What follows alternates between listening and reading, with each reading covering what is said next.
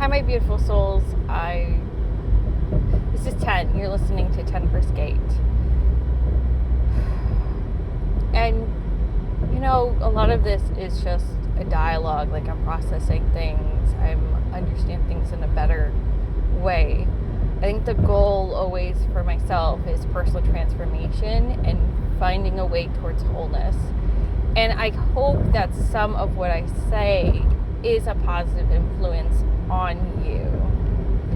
I think very often times when we're seeking healing, we're looking for people that look like they have healed. And I'm not saying that it's a wrong approach. I'm not asking you to come to me for healing. That's not what I'm talking about. That's not what I'm doing. I'm just hoping that, my own journey has a positive influence on you. I don't know. I guess that was a weird way of going about it, but whatever. Because we're just a hot mess. And I used to say that online. And I remember getting mocked for it. And I'm like, well, you're a perfect example of that. And I'm like, oh, wow, that's rough, And I used to take things personally. And now I've kind of come to terms with the fact that very often, even when it looks intentional, when people look like, people do hurt us intentionally. They do hurt us intentionally. But even that intentional hurt, there's a lot of unintentional suffering going. Like they're suffering. Like, how that phrase of hurt people. I mean, and that's kind of what we have to try our best not to take it personally, because of the fact that us reacting to it sometimes reinforces it, or sometimes it makes it worse, or we actually increase our own suffering involved about that situation. I'm not saying you're not going to take it personally, but, we could all try, right? And just so you're forewarned, you could always drop anything that doesn't resonate with you. Read the disclaimer down below, because I'm not an LMT, I'm not a doctor, financial legal advisor. I can't. It's really important that you know that the one that's responsible for your healing is you. At the end of the day, and I know that sounds really, really, really suck ass, right? Because oftentimes, right, if you go to see an LMHC or a doctor, they have liability insurance just in case you sue them. I have a disclaimer. I'm telling you, I'm not here to heal you. I'm not a healer. I'm not here to heal you. This is like an audio journal for me. And that's why it's so important for us, to understand that we are the ultimate healer. At the end of the day, you only have yourself to blame. And I think that sucks a lot. Because it sounds so rough and so mean. But if we keep continuously adding the blame, the responsibility onto other people, we're not going to heal. You can't heal if you say, well, they did that to me. They did this to me. They hurt my feelings. I'm not saying that people don't have a responsibility in how they behave towards you. That's not what I'm going about. People do things all the freaking time. And it hurts. And it's okay to have feelings about it. It's okay to have an emotional response, but don't get stuck in that emotional response. Don't get reactive. Don't, and I know, you're like, that's easier said than done. No, I get it. No, I get it, because sometimes, the only thing you can do is walk away. Sometimes the only thing you can do is pat yourself in the back and comfort yourself. Sometimes the only thing you can do is sometimes shut down so you don't do a worser thing,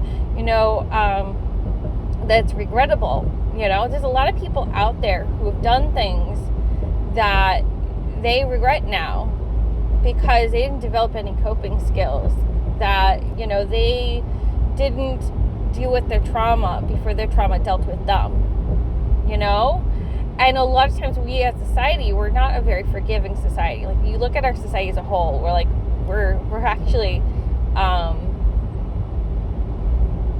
we're hard on kids and adults. We are, what's that word, where we are punitive? We're punitive we're also too, what's the other word, retaliatory type of society. And because we live in such a society, we, like, if you're trying, like, you can have a past, but like moving forward, let's try to restart. Let's try to actually move forward and try to have some accountability in our life. And I actually started this episode because I had a fear response. Like, I kid you not, I had this horrible fear response because I was feeling scared that something bad would happen to me, and then you're like, oh, well, people are gonna make fun of you. Like, that could happen, but it's up to me how I handle that response, and I used to take away my stuff. Like, I used to delete it. I used to, like, not want, like, I thought, like, okay, well, this stuff sucks, right? And I used to move away from people emotionally because I still do, but it's for different reasons. It's but I mean, I used to, like, I feel like I remember really being scared for all kinds of different reasons, really, like, a lot of different reasons. And I think I'm getting to the point where, I'm trying to do these episodes here and there. I'm trying to express myself, right? And I'm kind of realizing, like, there's only so much you can hide from the world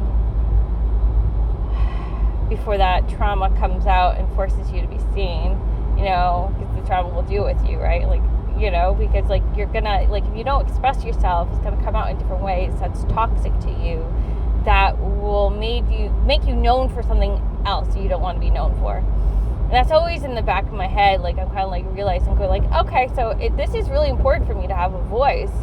I have a say over my voice. If I'm feeling like I'm having a tough time, why is that? Like, what's going on, right? I've been struggling emotionally for a while, and I think it's because, like, I feel the best when I'm writing. I feel the best when I'm enjoying life. I'm going to see things, doing things. I feel really great when I take time to read. I feel really great when I do my poetry. I'm really great. I feel good when I connect to my spirituality. I feel really good when I'm actually doing these podcasts. And not to say that I'm still struggling with consistency, but I am realizing that these podcasts are definitely connected to my spirituality.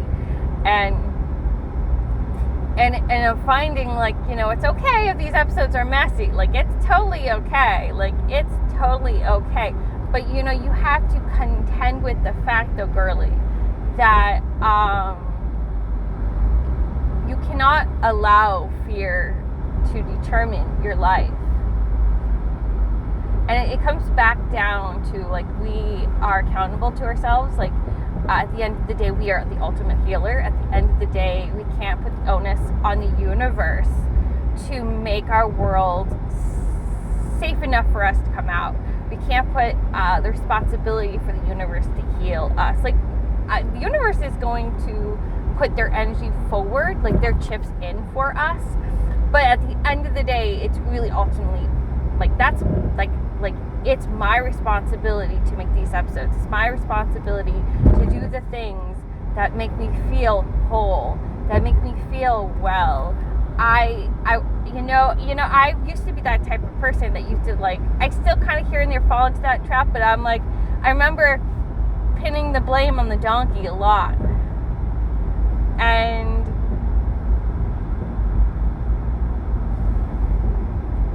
And I think that came from feeling like the blame was being pinned on me.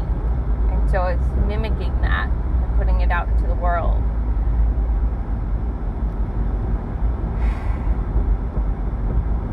And it's really hard, because if you're constantly blaming other people or putting the responsibility of other people to make you better, you're never going to get better. It's why I think when I was really young, I didn't trust medicine.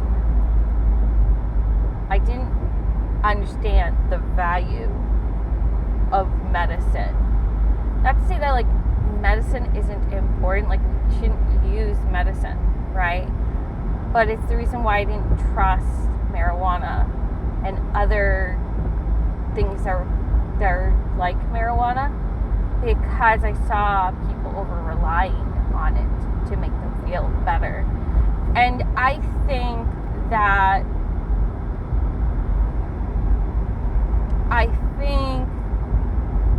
when we have a healthy relationship with ourselves as the inner guide towards healing, when we follow our intuition, when we allow ourselves to go past the shoreline into deeper waters, I think that's when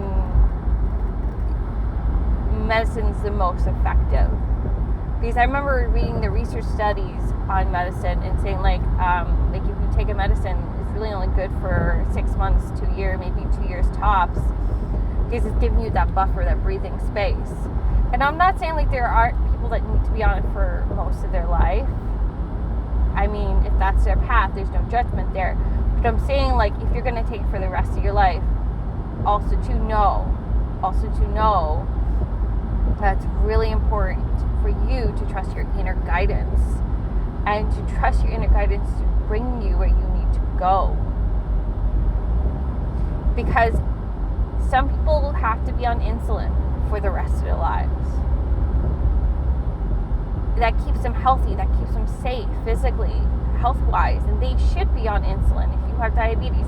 So if you have a mental health disorder where you need to be on medicine for the rest of your lives, then the inner guidance is there for that, and you shouldn't feel shame for that.